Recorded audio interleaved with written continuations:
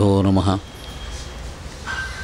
सृष्टिस्थित्यप्ययेह नियतिदिशतमो बन्धमोक्षाश्च यस्मात् अस्य श्रीब्रह्मरुद्रप्रभृतिसुरनरद्वेषशत्रुरात्मकस्य विष्णोर्व्यस्ताः समस्ताः सकलगुणनिधिः सर्वदोषव्यपेतः पूर्णानन्दो व्ययो गुरुर्विपरं चिन्तयेतं महान्तम्। जन्माद्यस्य यतोऽन्वयादितरतश्चार्थेषु विघ्नस्वराट् तेने ब्रह्महृदाय आदिकवये मुह्यन्ति यं सूरयः तेजोवारिमृतां यथा विनिमयो यत्र त्रिसर्गो मृषा धाम्ना स्वेन सदा निरस्तकुहकं सत्यं परं धीमहि। नरसिंहोऽखिलाज्ञानमतध्वान्तदिवाकरः जयत्यमितसज्ञानसुखशक्तिपयोनिधिः अभ्रमं भङ्गरहितम् अजडं विमलं सदा आनन्दतीर्थमतुलं भजे तापत्रयापहम्। तपस्वाध्यायशुश्रूषा कृष्णपूजारतं मुनिं विश्वेशमिषदं वन्दे परिव्राट् चक्रवर्तिनम्।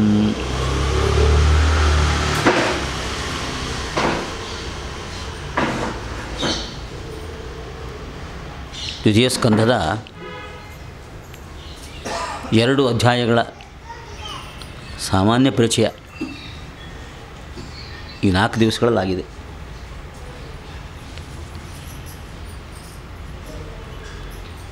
ಇನ್ನು 3ನೇ ಅಧ್ಯಾಯ. 3ನೇ ಅಧ್ಯಾಯ ಆರಂಭನೇ ಶುಕಾಚಾರ ಮಾತಿನಿಂದ ಆಗುತ್ತೆ. 2ನೇ ಅಧ್ಯಾಯ ಮುಗಿದ ಮೇಲೆ ಶುಕಾಚಾರ್ಯ ಪರೀಕ್ಷಿತ್ ರಾಜನಿಗೆ ಹೇಳಿದ್ದಾರೆ, ರಾಜ ಯಚ್ಛ್ರೋತವ್ಯಂ ಅಥೋ ಜಾಪ್ಯಂ ಅದನ್ನು ತಿಳಿಸಿ ಅಂತ ಕೇಳಿದ್ದೆ. ಅದು 1ನೇ ಸ್ಕಂದದಲ್ಲಿದೆ. ಏನು ಶ್ರವಣ ಮಾಡಬೇಕು, ಏನು ಜಪ ಮಾಡಬೇಕು ಅದನ್ನು ತಿಳಿಸಿ ಅಂತ ನೀನು ಕೇಳಿದೀಯಾ, ಅದರಂತೆ ನಾನು ತಿಳಿಸಿದ್ದೀನಿ ಅಂತ. 2ನೇ ಅಧ್ಯಾಯದಲ್ಲಿ ಪರೀಕ್ಷಿತ್ ರಾಜನ ಅಪೇಕ್ಷೆ ಏನಿತ್ತು ಅದಕ್ಕೆ ತಕ್ಕಂತೆ ವಿಷಯಗಳನ್ನು ಹೇಳಿದ್ದಾರೆ. ಏನನ್ನು ಶ್ರವಣ ಮಾಡಬೇಕು? ಶ್ರೀಹರಿಯ ಮಹಿಮೆಯನ್ನೇ ಶ್ರವಣ ಮಾಡಬೇಕು. ಬಹುವಿಧವಾದ ಮಹಿಮೆ, ಆ ಮಹಿಮೆಯನ್ನೇ ಶ್ರವಣ ಮಾಡಬೇಕು, ಅದನ್ನೇ ಜಪ ಮಾಡಬೇಕು ಅಂತ. ಅದು ಧಾರಣ, ಧ್ಯಾನ, ಆ ಸ್ಥಿತಿವರೆಗೂ ಹೋಗಬೇಕು.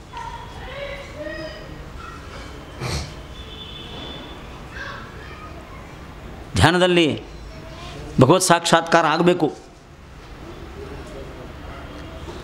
ಆದಮೇಲೆ ಉತ್ತಮಾಧಿಕಾರಿಗಳಿಗೆ ಈ ದೇಹತ್ಯಾಗ ಮಾಡುವ ಸಂದರ್ಭ ಬಂದಾಗ ಗೊತ್ತಾಗದೆ ಮರಣ ಆಗೋದು ಒಳ್ಳೆಯ ಮರಣ ಅಲ್ವಂತೆ. ಗೊತ್ತಾಗದೆ ಮರಣ ಆಗುತ್ತಲ್ಲ, ಅದೇನು ಒಳ್ಳೆಯ ಮರಣ ಅಲ್ಲ. ಗೊತ್ತಾಗಬೇಕಂತೆ, ನನ್ನ ಉಸಿರಾಟ ಇಲ್ಲಿಗೆ ಮುಗಿಯುತ್ತೆ, ಕೊನೆ ಉಸಿರು ಅಂತ ಗೊತ್ತಾಗಬೇಕಂತೆ.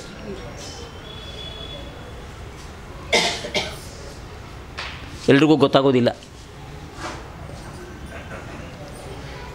ಇಲ್ಲಿ ಹೇಳಿದಂತೆ ಧಾರಣಾ ಧ್ಯಾನ ಮಾಡಿ ಸಿದ್ಧಿ ಪಡ್ಕೊಂಡವ್ರಿಗೆ ಗೊತ್ತಾಗುತ್ತಂತೆ. ಎಲ್ಲರಿಗೂ ಗೊತ್ತಾಗೋದಿಲ್ಲ. ಹಾಗೆ ಯಾರಿಗೆ ಗೊತ್ತಾಗುತ್ತೆ, ಇನ್ನು ಇದೇ ಕೊನೆ ಉಸಿರಾಗುತ್ತೆ ಅಂತ ಯಾರಿಗೆ ಗೊತ್ತಾಗುತ್ತೆ, ಅವರು ಒಂದು ಸುಸ್ಥಿತಿಯಲ್ಲಿ ಕುಳಿತುಕೊಂಡು ಪ್ರಾಣವನ್ನು, ಪ್ರಾಣ ಜೊತೆಗೆ ಜೀವ ಅನ್ನು ಸುಷುಮ್ನಾ ನಾಡಿಯ ಮೂಲಕ ಬ್ರಹ್ಮರಂಧ್ರದವರೆಗೆ ತರಬೇಕಂತ. ಇಲ್ಲಿದೆ ಬ್ರಹ್ಮರಂಧ್ರ, ಅಲ್ಲಿವರೆಗೂ ತರಬೇಕಂತ. ಒಂದು ತುಂಬ ದೊಡ್ಡ ಯೋಗದ ಕ್ರಮ ಅದು. ಯೋಗದ ಪರಿಚಯ ಎಲ್ಲ ಇರಬೇಕು. ಅಷ್ಟು ಸಾಧನೆ ಮಾಡಿದವರಿಗೆ ಅಂಥ ವಿಚಾರ ಹೇಳ್ಕೊಡೋ ಗುರುಗಳು ಸಿಗಬೇಕು. ಸಿಕ್ಕಿದಾಗ ಆ ಗುರುಗಳು 6 ಚಕ್ರಗಳನ್ನು ಹೇಳ್ಕೊಡ್ತಾರೆ, ನಾಡಿಗಳನ್ನು ಹೇಳ್ಕೊಡ್ತಾರೆ, ಪ್ರಾಣಗಳನ್ನು ಹೇಗೆ ನಿಯಂತ್ರಣ ಮಾಡಬೇಕು ಅಂತ ಹೇಳ್ಕೊಡ್ತಾರೆ. ಆ ಕೊನೆ ಕ್ಷಣ ಬಂದ ಯೋಗಿ ತನ್ನ ಒಳಗಿನ ಪ್ರಾಣಗಳನ್ನು ನಿಯಂತ್ರಣ ಮಾಡಿಕೊಳ್ತಾ ಉಸಿರನ್ನು ಮೇಲಕ್ಕೆ ತರಬೇಕಂತೆ. ಜೊತೆಗೆ ಜೀವನೂ ಮೇಲಕ್ಕೆ ಹೋಗಬೇಕು. ಅದೊಂದು ದೊಡ್ಡ ಯೋಗ ಶಕ್ತಿ ಅದು. ಅಂಥ ಯೋಗ ಶಕ್ತಿಯಿಂದ ಉಸಿರು ಮೇಲಕ್ಕೆ ಬರಬೇಕು, ಜೊತೆಗೆ ಜೀವನೂ ಮೇಲಕ್ಕೆ ಬರಬೇಕು. ಇಲ್ಲಿವರೆಗೆ ಬರಬೇಕು, ಬ್ರಹ್ಮರಂಧ್ರ ಅಲ್ಲಿವರೆಗೆ ಬರಬೇಕು. ಅವನಿಗಿರೋ ಯೋಗ ಶಕ್ತಿಯಿಂದಾಗಿ ಈ ರಂಧ್ರ ನಮಗೇನು ಕಾಣಲ್ಲ, ರಂಧ್ರ, ಆ ರಂಧ್ರ ಓಪನ್ ಆಗಬೇಕು. ಒಂಚೂರೇ ಕಾಣದೇ ಇರೋಷ್ಟು ಓಪನ್ ಆಗಬೇಕು. ಆದಾಗ ಪ್ರಾಣ ಹೊರಗೆ ಹೋಗುತ್ತೆ ಈ ರಂಧ್ರದಿಂದ. ಕೊನೆ ಉಸಿರೋದು ಪ್ರಾಣ ಹೊರಗೆ ಹೋಗುತ್ತೆ, ಪ್ರಾಣದ ಜೊತೆಗೆ ಜೀವನು ಹೊರಗೆ ಹೋಗ್ತಾನೆ. ಇದು ಉತ್ಕ್ರಮಣ ಕ್ರಿಯೆಯಿಂದ, ಇದು ಉತ್ಕ್ರಮಣ ಕ್ರಿಯೆ ಅಂದರೆ ಸಾಕ್ಷಾತ್ಕಾರ ಸಾಧನೆ ಮಾಡಿಕೊಂಡವನು ತನಗೆ ಸಿಕ್ಕಿರೋ ಯೋಗ ಶಕ್ತಿಯಿಂದಾಗಿ ಇಂಥ ಉತ್ಕ್ರಮಣವನ್ನು ಮಾಡಬೇಕು.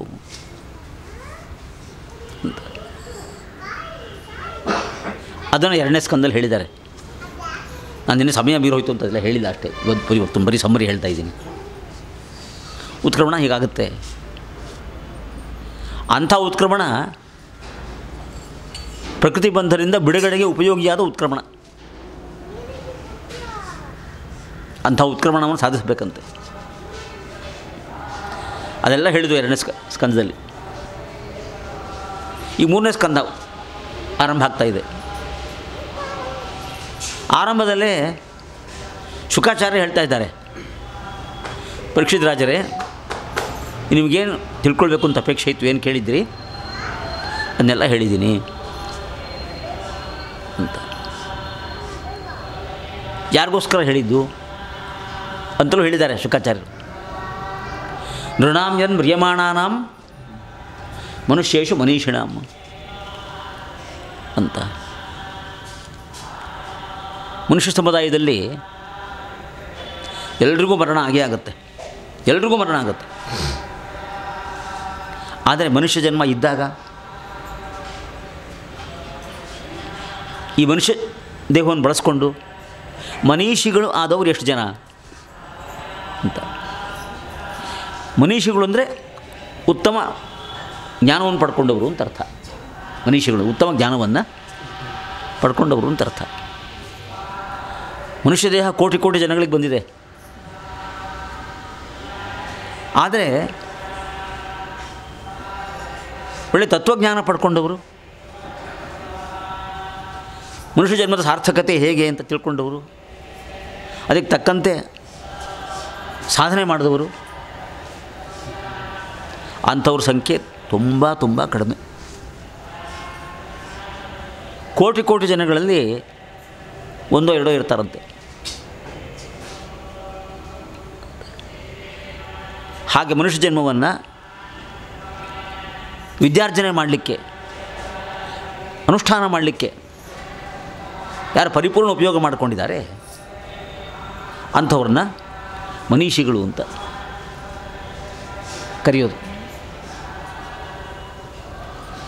ಈ ಮನುಷ್ಯ ಸಮುದಾಯದಲ್ಲಿ ಮರಣಕ್ಕೊಳಗಾಗುವ ಮನೀಷಿಗಳ ಬಗ್ಗೆ ಮಾತು. ಎಲ್ರಿಗೂ ಮರಣ ಆಗೇ ಆಗುತ್ತೆ. ಇಲ್ಲಿ ಹೇಳೋದು ಮರಣಕ್ಕೊಳಗಾಗುವ ಮನೀಷಿಗಳ ಬಗ್ಗೆ ಹೇಳೋದು. ಆ ಮನೀಷಿಗಳು ಏನು ಮಾಡಬೇಕು? 2ನೇ ಅಧ್ಯಾಯದಲ್ಲಿ ಹೇಳಿದರು, ಭಗವತ್ ಚಿಂತನೆಯನ್ನೇ ಮಾಡಬೇಕು, ಅದಕ್ಕೆ ಬೇಕಾದ ಅಧ್ಯಯನವನ್ನೇ ಮಾಡಬೇಕು ಅಂತ. ಮನೀಷಿಗಳು ಏನು ಮಾಡಬೇಕು ಅಂತ ಹೇಳಿದ್ದಾಯಿತು ಅಂತ. ಮ್ರಿಯಮಾಣಾನಾಂ ಮನೀಷಿಣಾಂ ನೃಣಾಂ ಯತ್ ಕರ್ತವ್ಯಂ, ಅವ್ರೇನು ಮಾಡಬೇಕು ಅಂತ ಹೇಳಿದ್ದಾಯಿತು. ಸುಮ್ಮನೆ ಇರೋ ಸಾಮಾನ್ಯ ಮನುಷ್ಯರು, ಏನು ಅನುಷ್ಠಾನ ಮಾಡದೇ ಇರೋರು, ಏನು ಅಧ್ಯಯನ ಮಾಡದೇ ಇರೋರು, ಅವರಿಗೆ ಈ ಉಪದೇಶ ಅಲ್ಲ. ಶುಕಾಚಾರ್ಯರು 2ನೇ ಅಧ್ಯಾಯದಲ್ಲಿ ಏನು ಹೇಳಿದರು? ಅದು ಅಂಥ ಸಾಮಾನ್ಯ ಮನುಷ್ಯರಿಗೆ ಅಲ್ಲವೇ ಅಲ್ಲ ಅಂತ ಹೇಳಿಬಿಡ್ತಾ ಇದ್ದಾರೆ. ಓಪನ್ ಟು ಆಲ್ ಅಲ್ಲ, ಯಾರಿಗೆ ಬೇಕಾದ್ರೂ ಆಗ್ಬೋದು ಅಂತಿಲ್ಲ. ಯಾರು ಸಾಧನೆಯ ಉತ್ಕರ್ಷದಲ್ಲಿದ್ದಾರೆ ಅವರಿಗೆ ಮಾತ್ರ 2ನೇ ಅಧ್ಯಾಯದ ವಿಚಾರಗಳು, ಎಲ್ರಿಗೂ ಅಲ್ಲ. ಅಂಥ ವಿಷಯವನ್ನು ನಾನು ಹೇಳಿದ್ದೀನಿ. ಅಷ್ಟು ಹೇಳಿ 1ನೇ ಸ್ಕಂದದ ಕೊನೆಯಲ್ಲಿ, 1ನೇ ಅಧ್ಯಾಯದ ಕೊನೆಯಲ್ಲಿ ಏನು ಮಾಡಬಾರ್ದು ಅಂತ ಹೇಳಿ ಅಂತ ಕೇಳಿದ್ದ. ಬ್ರೂಹಿಯದ್ವಾ ವಿಪರ್ಯಯಂ ಅಂತ ಕೇಳಿದ್ದು ಋಷಿದ್ರಾಜರು. ಬ್ರೂಹಿಯದ್ವಾ ವಿಪರ್ಯಯಂ, ಏನು ಮಾಡಬಾರ್ದು ಅಂತ ಹೇಳಿ ಅಂತ. ಅದನ್ನು ಒಂದು 10 ಶ್ಲೋಕದಲ್ಲಿ ಹೇಳ್ತಾರೆ ಇವಾಗ ಏನು ಮಾಡಬಾರ್ದು ಅಂತ. ಮಾಡೋರನ್ನೆಲ್ಲ ಉದಾಹರಣೆಯಾಗಿ ಇಟ್ಟು ಹೀಗೆ ಮಾಡ್ತಾರೆ ಅಂತ ಹೇಳಿ ಅದನ್ನೆಲ್ಲ ಮಾಡಬಾರ್ದು ಅಂತ ಹೇಳ್ತಾರೆ. ದೊಡ್ಡ ದೊಡ್ಡ ವಿಷಯಗಳಿದ್ದಾವೆ. ವೇದಾಧ್ಯಯನ ಮಾಡಿದವರು ತಮ್ಮ ವೇದಾಧ್ಯಯನಕ್ಕೊಂದು ಶಕ್ತಿ ಬರಬೇಕು ಅಂತ ಉದ್ದೇಶದಿಂದ ವೇದಾಧಿಪತಿ ಪ್ರಾಣದೇವರ ಆರಾಧನೆಯನ್ನು ಮಾಡ್ತಾರೆ. ತಮ್ಮ ವೇದಾಧ್ಯಯನ ಶಕ್ತಿ ಬರಬೇಕು ಅಂತ ಪ್ರಾಣದೇವರ ಆರಾಧನೆಯನ್ನು ಮಾಡ್ತಾರೆ. ಇದು 1ನೇದು.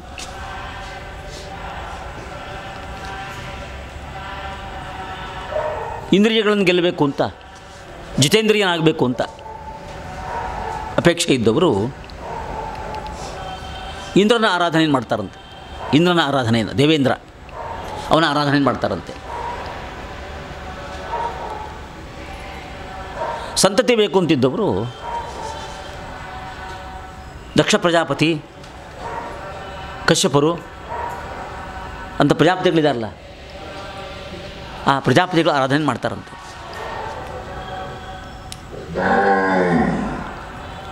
ಸಂಪತ್ತು ಬೇಕು ಅಂತಿದ್ದವರು ಲಕ್ಷ್ಮೀ ಆರಾಧನೆ ಮಾಡ್ತಾರಂತೆ. ದೇವೀಂ ಮಾಯಾಂತು ಶ್ರೀಕಾಮಃ. ಆ ಸಂಪತ್ತು ಬೇಕು, ಭೌತಿಕ ಸಂಪತ್ತು ಬೇಕು ಅಂತ ಅಪೇಕ್ಷೆಯಿಂದ ಲಕ್ಷ್ಮೀ ಆರಾಧನೆ ಮಾಡ್ತಾರಲ್ಲ, ಅಂಥ ಸಂದರ್ಭದಲ್ಲಿ ಆ ಲಕ್ಷ್ಮಿಯನ್ನು ಮಾಯಾ ಅಂತ ಕರೆದಿದ್ದಾರೆ. ಮಾಯಾ ಅಂತ ಹೆಸರಿದೆ ಲಕ್ಷ್ಮೀದೇವಿಗೆ, ಅವಳನ್ನು ಮಾಯಾ ಅಂತ ಕರೆದಿದ್ದಾರೆ. ಕಾರಣ ಭೌತಿಕ ಸಂಪತ್ತನ್ನು ಅಪೇಕ್ಷೆ ಪಟ್ಟು ಲಕ್ಷ್ಮೀ ಆರಾಧನೆ ಮಾಡ್ತಾರಲ್ಲ, ಅವರಿಗೆ ಸಿಗೋ ಸಂಪತ್ತೆಲ್ಲ ಮಾಯಾ ಸಂಪತ್ತದು. ನಮ್ಮನ್ನು ಬಹಿರ್ಮುಖರನ್ನಾಗಿ ಮಾಡಿಸುವ ಸಂಪತ್ತು, ತತ್ವಜ್ಞಾನ ಮಾರ್ಗದಿಂದ, ಭಗವದ್ಭಕ್ತಿಯ ಮಾರ್ಗದಿಂದ ನಮ್ಮನ್ನು ದೂರ ಮಾಡೋ ಸಂಪತ್ತು. ಅಂಥ ಸಂಪತ್ತು ಬರುತ್ತಂತೆ, ಅಂಥ ಆರಾಧನೆ ಮಾಡೋದಿದ್ದಾರೆ. ಶರೀರಕ್ಕೆ ತೇಜಸ್ ಬೇಕು ಅಂತ ಅಪೇಕ್ಷೆಯಿಂದ ಅಗ್ನಿ ಆರಾಧನೆ ಮಾಡೋದಿದ್ದಾರೆ.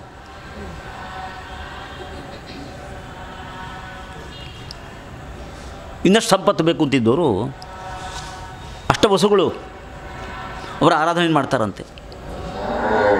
ಹೀಗೆ ದೊಡ್ಡ ಪಟ್ಟಿ ಇದೆ, ಇದನ್ನೆಲ್ಲ ಹೇಳ್ತಾ ಹೋಗ್ತಾರೆ, ಹೀಗೆ ಮಾಡ್ತಾರೆ ಅಂತ.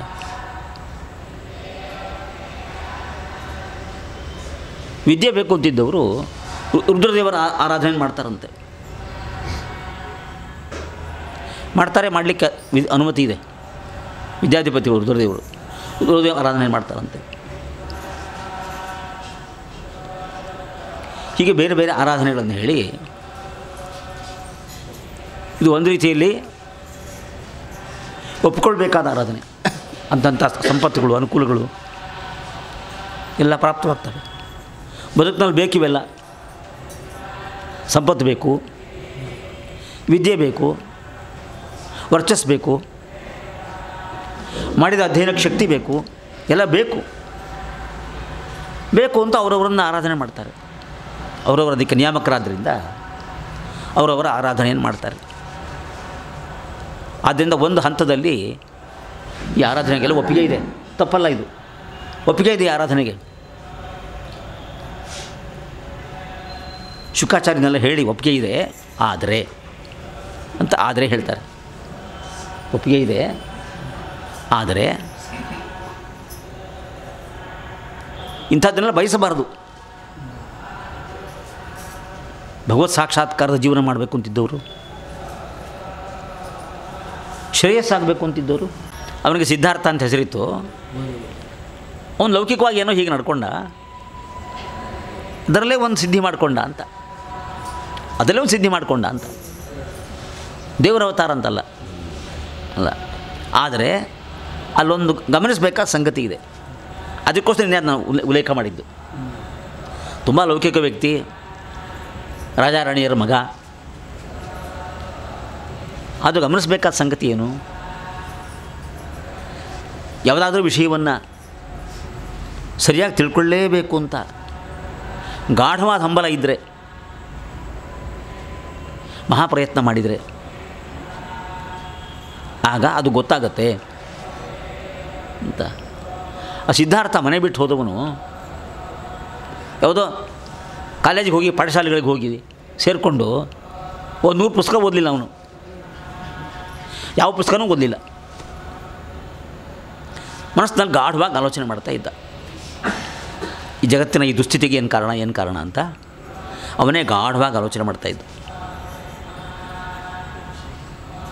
ಆಲೋಚನೆ ಮಾಡ್ತಾ ದಿವಸಗಳು ಮುಂದೆ ಹೋಗ್ತಾ ಇದ್ವು. ದಿವಸ ಗಾಢವಾದ ಆಲೋಚನೆ. ಹಾಗೆ ಎಲ್ಲೆಲ್ಲಿಗೋ ಹೋಗ್ತಾ ಇವತ್ತಿನ ಗಯಾ ಅಲ್ಲಿಗೆ ಬಂದ. ಅಲ್ಲೊಂದು ಮರದ ಕೆಳಗೆ ಕೂತ್ಕೊಂಡ. ಇದೇ ಧ್ಯಾನನೇ ಮುಂದುವರೆದಿತ್ತು. ಆ ಮರ ಬೇಕು ಅಂತ ಆರಿಸ್ಕೊಂಡಿದ್ದಲ್ಲ, ಹೀಗೆ ಕೂತ್ಕೊಂಡ ಅಷ್ಟೇ. ಅಲ್ಲಿ ಕೂತ್ಕೊಂಡು ಮಧ್ಯಾಹ್ನ ಧ್ಯಾನ ಮಾಡ್ತಾನೆ ಇದ್ದಾನಲ್ಲ, ಅದೇ ಚಿಂತನೆಯನ್ನೇ ಮಾಡ್ತಾ ಇದ್ದ, ಗಾಢವಾಗಿ ಮಾಡ್ತಾ ಇದ್ದ. ಆ ಮರದ ಕೆಳಗೆ ಕೂತ್ಕೊಂಡಾಗ ಆ ಚಿಂತನೆ ಎಷ್ಟು ಗಾಢ ಆಯಿತು ಅಂದರೆ ಅವನಿಗೆ ಹೊರ ಪ್ರಪಂಚ ಏನೋ ಕಾಣಲೇ ಇಲ್ಲ. ಹೊರ ಪ್ರಪಂಚ ಕಾಣದೇ ಇರೋಷ್ಟು ಮಟ್ಟಿಗೆ ಧ್ಯಾನ ಆದರೆ ಅದಕ್ಕೆ ಅಸಂಪ್ರಜ್ಞಾತ ಸಮಾಧಿ ಅಂತ ಕರೀತಾರೆ. ಅಸಂಪ್ರಜ್ಞಾತ ಸಮಾಧಿಗೆ ಹೋಗೋಷ್ಟು ಸಾಮರ್ಥ್ಯ ಇದ್ದರೆ ಆವಾಗ ಈ ಮನಸ್ಸಿದೆಯಲ್ಲ, ಈ ಮನಸ್ಸಿಗೆ ಎಲ್ಲ ಕಾಣುತ್ತೆ ಮನಸ್ಸಿಗೆ. ಈ ಕಣ್ಣಿಂದ ಏನೂ ಕಾಣೋದಿಲ್ಲ, ಈ ಮನಸ್ಸಿಂದಲೇ ಕಾಣುತ್ತಿಲ್ಲ. ಮನಸ್ಸಿಗಂಥ ಶಕ್ತಿ ಅಂತ ಎಲ್ಲೆಲ್ಲೋ ಅಂಥ ಉಲ್ಲೇಖಗಳಿದೆ, ಮನಸ್ಸಿಗಂಥ ಶಕ್ತಿ ಅಂತ. ವಾಲ್ಮೀಕಿ ರಾಮಾಯಣದ ಪರಂಪರೆಯಲ್ಲಿ ರಾಮನಿಗಿಂತ ಬಹಳ ಪೂರ್ವದಲ್ಲಿ ದಿಲೀಪ ಅಂತ ಒಬ್ಬ ರಾಜ ಇದ್ದ. ಅವನಿಗೆ ಮಕ್ಕಳಾಗಲಿಲ್ಲ. ಆವಾಗಿನ ಕಾಲದಲ್ಲಿ ಅವರ ಕುಲಗುರುಗಳು ವಶಿಷ್ಠರು. ಅವರೆಲ್ಲ ಅರಣ್ಯದಲ್ಲಿ ಆಶ್ರಮ ವಾಸ ಮಾಡಿಕೊಂಡಿದ್ದರು. ಈ ದಿಲೀಪ ದಂಪತಿಗಳು ಯಾಕೆ ಸಂಪತ್ತಿ ಆಗ್ತಾ ಇಲ್ಲ ಅಂತ ಗುರುಗಳನ್ನು ಕೇಳ್ಕೊಂಬರೋಣ ಅಂತ ಆಶ್ರಮಕ್ಕೆ ಹೋದರು. ಅಲ್ಲಿ ಹೋಗಿ ಅವ್ರನ್ನ ಕೇಳಿದರು ಗುರುಗಳನ್ನು, ಈಗ ಸಂತತಿ ಪ್ರತಿರೋಧ ಆಗಿದೆ, ಏನು ಕಾರಣ, ನೀವು ಅದಕ್ಕೆ ಪರಿಹಾರ ಹೇಳಬೇಕು ಅಂತ ಕೇಳಿದರು. ವಶಿಷ್ಠರು ಒಂದು ಸ್ವಲ್ಪ ಹೊತ್ತು ಕಣ್ಣು ಮುಚ್ಕೊಂಡು ಕೂತ್ಕೊಂಡ್ರಂತೆ. ಧ್ಯಾನ ಅಂತ. ಆ ಧ್ಯಾನ ಅಸಂಪ್ರಜ್ಞಾತ ಸಮಾಧಿ. ಹೊರಗಡೆ ಏನೂ ಕಾಣ್ತಾ ಇಲ್ಲ, ಹೊರಗಡೆ ಮನಸ್ಸಿಗೆ ದಿಲೀಪನಿಗೆ ಸಂತತಿ ಆಗದೇ ಇರಲಿಕ್ಕೆ ಏನು ಕಾರಣವೋ ಅದು ಕಾಣ್ತಂತೆ. ಮನಸ್ಸಿಗೂ ಹೊರಗಡೆ ಇರೋ ಸಂಗತಿಗಳಿಗೂ ನೇರ ಸಂಪರ್ಕ ಆಗಿಬಿಡುತ್ತೆ. ಕಾಣ್ತಂತೆ ವಶಿಷ್ಠರಿಗೆ. ಕಾಣಿಸಿದ ಮೇಲೆ ಧ್ಯಾನದಿಂದ ಹೊರಗೆ ಬಂದು ದಿಲೀಪನಿಗೆ ಹೇಳಿದ್ರಂತೆ, ನೀನು ಯಾವಾಗೋ ಸ್ವಲ್ಪ ವರ್ಷಗಳ ಹಿಂದೆ ದೇವತೆಗಳಿಗೆ ಸಹಾಯ ಮಾಡಲಿಕ್ಕೆ ಸ್ವರ್ಗಲೋಕಕ್ಕೆ ಹೋಗಿದ್ದಿ. ಅಲ್ಲೆಲ್ಲ ಯುದ್ಧ ಕಾರ್ಯಕ್ರಮ ಮುಗೀತು, ಅವರೆಲ್ಲ ಕಳಿಸ್ಕೊಟ್ರು, ನಿನ್ನ ವಾಪಸ್ ಬರ್ತಾಯಿದ್ದಿ. ವಾಪಸ್ ಬರ್ತಾ ಆ ದಾರಿಯಲ್ಲಿ ಪಕ್ಕದಲ್ಲಿ ಒಂದು ಮರದ ನೆರಳಲ್ಲಿ ಕಾಮಧೇನು ಇತ್ತು. ಕಾಮಧೇನುವಿಗೆ ಪ್ರದಕ್ಷಿಣೆ ನಮಸ್ಕಾರ ಮಾಡ್ದೇನೆ ಮುಂದೆ ಬಂದುಬಿಟ್ಟು ನೀನು ಪಕ್ಕದಲ್ಲಿತ್ತದು, ಅದಕ್ಕೆ ಪ್ರದಕ್ಷಿಣೆ ನಮಸ್ಕಾರ ಮಾಡ್ದೇನೆ ಮುಂದೆ ಬಂದು ಕಾಮಧೇನುವನ್ನು ಉಲ್ಲಂಘನೆ ಮಾಡಿದೆಯಾ ನೀನು, ಆದರೆ ನಿಂಗೆ ಸಂತತಿ ಆಗಿಲ್ಲ ಅಂತ ಹೇಳಿದ್ರಂತವ್ರು. ಧ್ಯಾನ ಸ್ಥಿತಿಯ ಮನಸ್ಸಿಗೆ ಅದೆಲ್ಲ ಕಾಣ್ತಂತವನಿಗೆ. ಇವನು ಬರ್ತಾ ಇದ್ದ, ಪಕ್ಕದಲ್ಲಿ ರಸ್ತೆ ಪಕ್ಕದಲ್ಲಿ ಮರದ ಕೆಳಗೆ ಕಾಮಧೇನು ಇತ್ತು, ಇವನು ನಮಸ್ಕಾರ ಮಾಡದೆ ಬಂದ, ಎಲ್ಲ ಕಾಣ್ತಂತವ್ರು. ಕಣ್ಣಿಗೆ ಕಾಣಿಸಿದ್ದಲ್ಲ, ಮನಸ್ಸಿಗೆ ಕಾಣಿಸಿದ್ದಂತೆ. ಮನಸ್ಸಿಗೆ ಅಂಥ ಶಕ್ತಿ ಇದೆ. ಯೋಗಶಾಸ್ತ್ರ ಅದನ್ನೇ ಹೇಳೋದು, ಮನಸ್ಸನ್ನು ಸರಿಯಾಗಿ ಮಾಡಿಕೊಂಡ್ರೆ ಕಾಣುತ್ತೆ ಅಂತ. ಬುದ್ಧ ಯಾವುದೋ ಮರದ ಕೆಳಗೆ ಕೂತ್ಕೊಂಡಲ್ಲ, ಅಂಥ ಧ್ಯಾನ ಸ್ಥಿತಿಗೆ ಹೋದವನು. ಯಾವಾಗಲೂ ಅದೇ ಹಂಬಲ ಇತ್ತು, ಕಾರಣ ಏನು ಅಂತ. ಆ ಮರದ ಕೆಳಗೆ ಕೂತ್ಕೊಂಡಾಗ ಆ ಧ್ಯಾನ ಗಾಢವಾದ ಧ್ಯಾನ ಆಯಿತು. ಅಸಂಪ್ರಜ್ಞಾತ ಸಮಾಧಿ ಆಗಿಬಿಡ್ತು. ಅಸಂಪ್ರಜ್ಞಾತ ಸಮಾಧಿಯ ಸ್ಥಿತಿಯಲ್ಲಿ ಅವನಿಗೆ ಕಾಣಿಸ್ತು ಜಗತ್ತಿನ ಈ ದುಸ್ಥಿತಿಗೆ ಏನು ಕಾರಣ ಅಂತ ಕಾಣಿಸ್ತು. ಆಸೆ, ಎಲ್ಲ ಮನುಷ್ಯರಿಗೂ ಆಸೆ. ಈ ಜಗತ್ತಿನ ದುಸ್ಥಿತಿಗೆ, ಜನಗಳ ನಾನಾ ವಿಧವಾದ ಕಷ್ಟಗಳಿಗೆ ಆಸೆಯೇ ಕಾರಣ ಅಂತ ಅವನಿಗೆ ಕಾಣಿಸ್ತು. ಧ್ಯಾನ ಸ್ಥಿತಿಯಲ್ಲಿ ಅವನಿಗೆ ಕಾಣಿಸ್ತು. ಅವನಿಗೇನು ಕಾಣಿಸ್ತು ಅದನ್ನು ಪುಸ್ತಕಗಳಲ್ಲಿ ಹೇಳಿದ್ದಾರೆ, ವೇದದಲ್ಲಿ ಹೇಳಿದ್ದಾರೆ, ಭಾರತದಲ್ಲಿ ಹೇಳಿದ್ದಾರೆ, ಬೇರೆ ಪುಸ್ತಕಗಳು ಹೇಳಿದ್ದಾರೆ. ಆದರೆ ಅವನು ಪುಸ್ತಕ ನೋಡ್ಕೊಂಡು ತಿಳ್ಕೊಂಡಿದ್ದಲ್ಲ, ಪುಸ್ತಕವೂ ತಿಳ್ಕೊಂಡಿದ್ದಲ್ಲ. ಅವನು ತಾನೇ ಧ್ಯಾನ ಮಾಡಿ ಮಹಾಪ್ರಯತ್ನ ಮಾಡಿ ಅಸಂಪ್ರಜ್ಞಾತ ಸಮಾಧಿಗೆ ಹೋಗಿ ತಿಳ್ಕೊಂಡಿದ್ದು. ತನಗೇ ಅರ್ಥ ಆದಾಗ ಎಷ್ಟು ಸ್ವಚ್ಛವಾದ ಜ್ಞಾನ ಅಲ್ವಾ. ಪುಸ್ತಕವಾದ ಜ್ಞಾನ ಬಂದಾಗ ಅಷ್ಟು ಸ್ಪಷ್ಟ ಜ್ಞಾನ ಅಲ್ಲ ಅದು. ಅವನಿಗೆ ಧ್ಯಾನ ಸ್ಥಿತಿಯ ಮನಸ್ಸಿಗೆ ಕಾಣ್ತಲ್ಲ,